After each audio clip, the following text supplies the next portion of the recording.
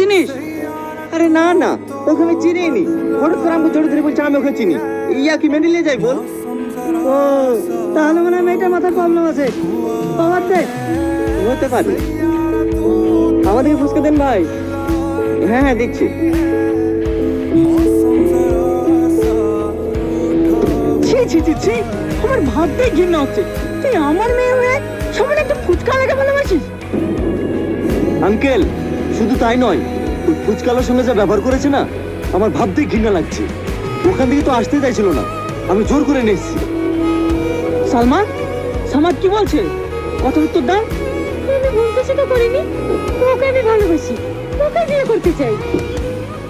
বিয়েটাকে হাতের মোয়া ভাবছো নাকি? তুমি যাকে বলবে তার সঙ্গে তোমার বিয়ে দিয়ে দেবো। সামাদ, তোমার আব্বাকে খবর দাও, আমি 1 সপ্তাহের মধ্যে তোমার সঙ্গে ওর বিয়ে দিতে চাই। না আব্বা, আমি ওই সামাদকে বিয়ে করতে পারবো না। ও, তুমি সামাদকে বিয়ে না করে ওই ফুচকালাকে বিয়ে করবা? এটা আমার ফাইনাল ডিসিশন। তোমাকে ওই সামাদকে বিয়ে করতে হবে, আন্ডারস্ট্যান্ড?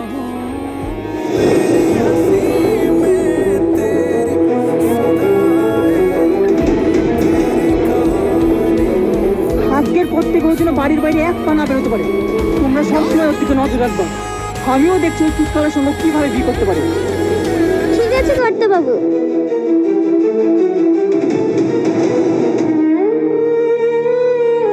দিদি খাবার নিয়ে এসছে, খেয়ে নাও।